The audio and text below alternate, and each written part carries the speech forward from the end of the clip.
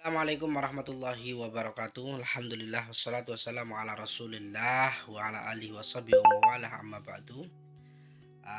Pada pertemuan kali ini kita akan membahas yaitu di bab 2 tentang akhlak terpuji pada diri sendiri.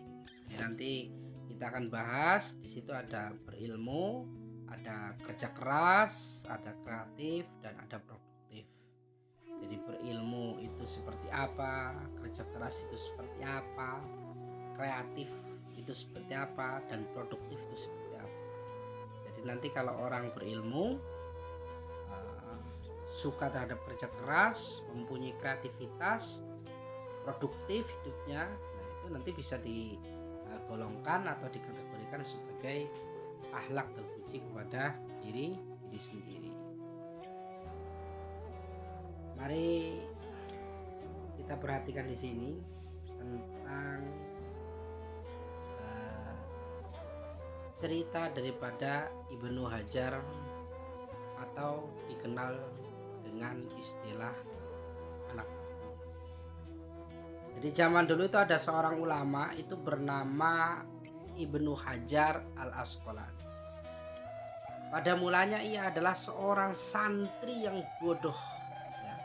Meskipun sudah lama belajar, dia belum juga paham. Akhirnya apa? Ibnu Hajar itu memutuskan untuk pulang. Dia pun mohon diri kepada kiainya supaya diperbolehkan pulang. Dengan berat hati, sang kiai membolehkan Ibnu Hajar pulang. Tapi apa? Sambil berpesan agar Ibnu Hajar itu tidak berhenti belajar. Akhirnya Ibnu Hajar pulang ke rumah. Tetapi di tengah perjalanan hujan turun dengan lebat. Ibnu Hajar terpaksa berteduh dalam sebuah gua. Pada saat di gua, dia mendengar suara gemercik air. Lalu dia mendatangi sumber air tersebut. Ternyata itu suara gemercik air yang menetes pada sebongkah batu yang besar.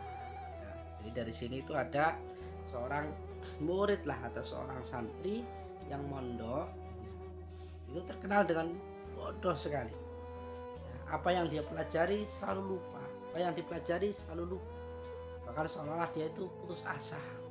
Akhirnya dia minta izin, minta pamit kepada pada kiainya bahwa dia sudah tidak betah lagi ya dengan kebodohannya. Akhirnya apa? Yaitu izin pamit pulang dari pesantren. Tapi di tengah perjalanan yaitu melihat gemercik air yang tes itu jatuh kepada sebuah batu. Seperti itu. Nah, tetapi apa? Lama daripada kelamaan, batu itu yang kena tetesan air, tes, sedikit demi sedikit itu lupa. Akhirnya apa? Ibnu Hajar itu berpikir, kalau batu yang sekeras ini saja ya, kena percikan, kena tetesan air ini bisa berlubang, apalagi otakku yang sangat lembut yang diciptakan oleh Allah Subhanahu wa taala. Akhirnya apa? Dia tidak jadi pulang, akhirnya dia ke pesantren lagi. Nah, itu seperti itu. Coba perhatikan lagi gambar di sini. Itu ada seorang murid, ada seorang guru. Nah, itu kira-kira itu sedang apa? Itu sedang melakukan pembelajaran antara guru dan murid. Dalam rangka apa? Ya, dalam rangka menuntut ilmu. Jadi dapat kita pahami ya, kalau orang yang berilmu itu yaitu orang yang mampu mengambil hikmah dari apa segala sesuatu yang terjadi. Mari kita pelajari yang pertama, yaitu daripada pengertian ilmu itu sendiri. Jadi kata ilmu itu sendiri berasal dari bahasa Arab yang berarti apa? Pengetahuan, kepandaian tentang sesuatu. Jadi kalau ada seseorang pintar dalam hal bidang tertentu, maka orang tersebut itu mempunyai ilmu. Coba perhatikan di sini. Ini ada seorang anak, ya. Di situ bisa dikatakanlah mungkin sedang menulis, membuat cerita. Berarti dia apa? Kepandaian atau keahliannya menulis atau berita, berarti dia menguasai terhadap masalah bidang ilmu. Kalau ada seorang santri, ada seorang murid, ya, dia pintar membaca kitab kuning tanpa harokat, tanpa apa namanya, eh, atau istilah itunya santrinya adalah kitab kuning, berarti dia mempunyai ilmu atau skill di dalam bidang masalah ilmu. Jadi yang disebut dengan ilmu itu adalah orang mempunyai skill atau keahlian dalam bidang tertentu, maka orang tersebut itu bisa dikatakan sebagai orang yang mempunyai ilmu. Nah, coba perhatikan lagi, perhatikan di situ gambar yang saya tampilkan. Di situ ada ya berbagai macam ya, ada seorang wisuda, ada yang menjadi polisi, ada yang menjadi dokter dan lain sebagainya, ada yang menjadi ustadz dan lain sebagainya. Nah itu semuanya itu diperoleh itu sebab apa? Ya sebab karena ilmu. Maka Nabi itu mengatakan bagaimana? Mangkana ya, man arada dunya fa'alaihi bil ilmi wa man aradahuma fa'alaihi bil ilmi wa man aradahuma fa'alaihi bil ilmi. Barang siapa yang menghendaki kehidupannya itu ya, dunia lebih baik, maka harus dengan ilmu. Barang siapa menghendaki kehidupan akhirat lebih baik, maka itu harus dengan ilmu. Dan barang siapa ingin menghendaki keduanya, antara dunia dan akhirat itu lebih baik, maka orang tersebut itu harus mempunyai ilmu. Nah, seorang dokter pengen jadi dokter ya, ini juga harus mempunyai ilmu. Ilmu apa yang dipelajari? Yaitu tentang ilmu kedokteran. Seorang dosen ya menjadi sarjana, ini juga harus menguasai, harus sekolah, harus menuntut ilmu. Begitupun pula kalau mempunyai cita-cita ingin menjadi seorang polwan, menjadi seorang polisi, itu juga harus mempunyai ilmu. Maka yang menentukan kita itu menjadi apa-apa dan lain sebagainya itu adalah dengan ilmu. Maka gantungkanlah cita-cita kita setinggi mungkin. Sebab apa? Tidak ada yang bisa merubah nasib kita kecuali kita ini yang merubah sendiri. Bismillahirrahmanirrahim. Innallaha la yughayyiru ma biqaumin hatta yughayyiru ma bi anfusihim.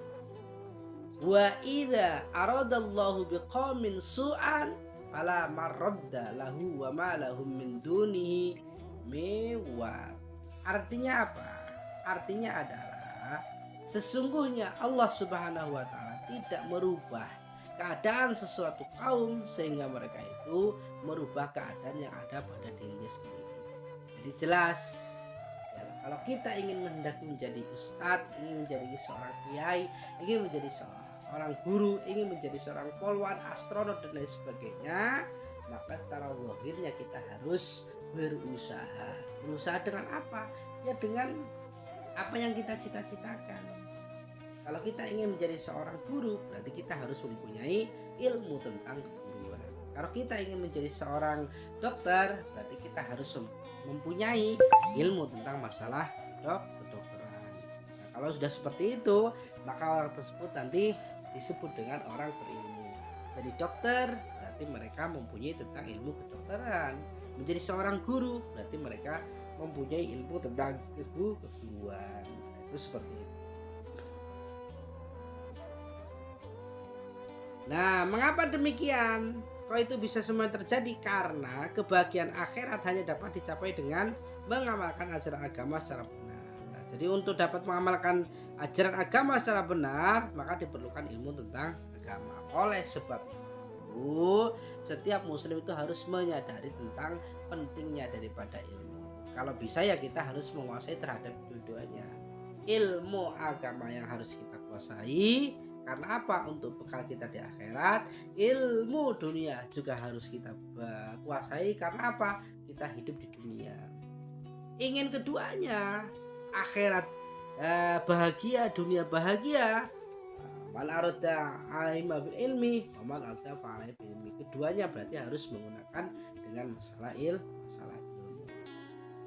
Nah, itu seperti itu. Jadi penting sekali ilmu itu ya. Nah, dalam hal ini manusia dapat dikelompokkan menjadi 4 golongan. Yang pertama adalah mereka yang pandai dan dapat memanfaatkan ilmunya secara baik untuk kepentingan agama dan kemanusiaan. Manusia kelompok ini adalah manusia yang dapat bermanfaat untuk sesama. Sehingga dengan kondisi seperti itu maka akan bawa keberkahan hidup baik di dunia maupun di akhirat.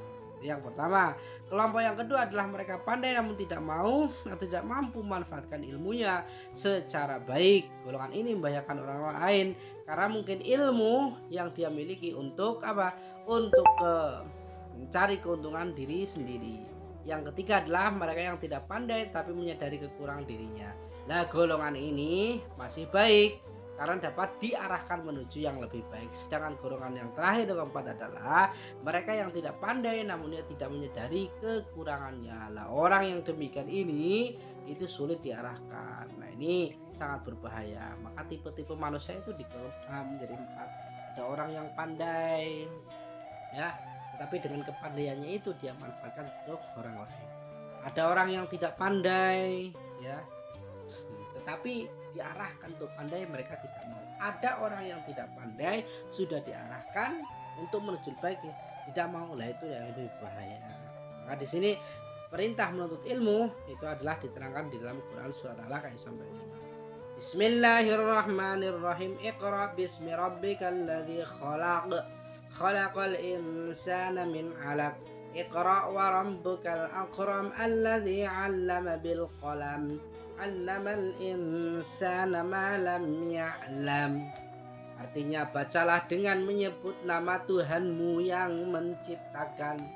Dia telah menciptakan manusia dari segumpal darah. Bacalah, dan Tuhanmu yang maha pemurah yang mengajar manusia dengan perantaraan kalam. Dia mengajar kepada manusia apa yang tidak diketahuinya. Jadi perintah menuntut ilmu adalah Quran surat Al-Alaq ayat 1 sampai 5. Jadi kata ikra atau bacalah ini memiliki makna bahwa ada dua cara membaca ini, membaca ayat-ayat qauliyah dan membaca ayat-ayat kauniyah. Apa sih yang disebut dengan ayat-ayat qauliyah?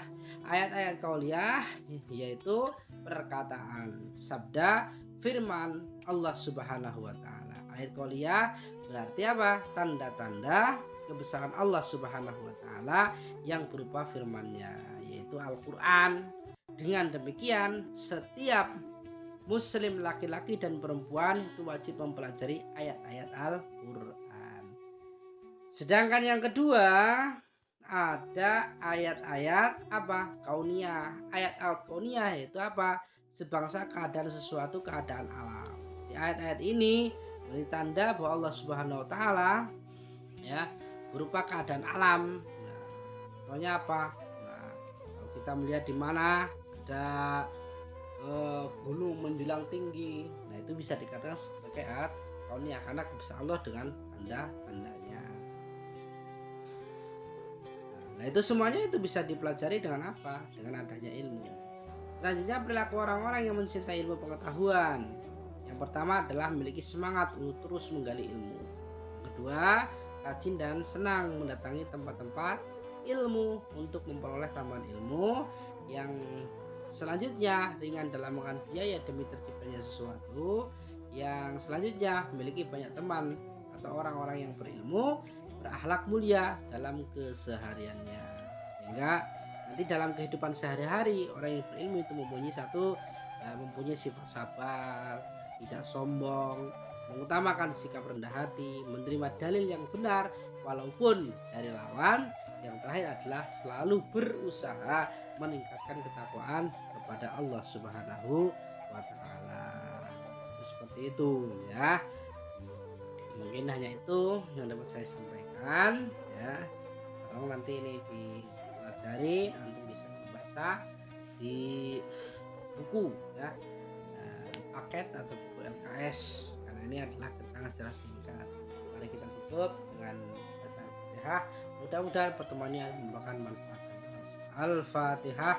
A'udzubillahi minasyaitonirrajim. Bismillahirrahmanirrahim. Alhamdulillahirabbil alamin arrahmanirrahim maliki yaumiddin. Iyyaka na'budu wa iyyaka nasta'in shiratal mustaqim shiratal ladzina an'amta 'alaihim ghairil maghdubi 'alaihim waladdallin. Terima kasih.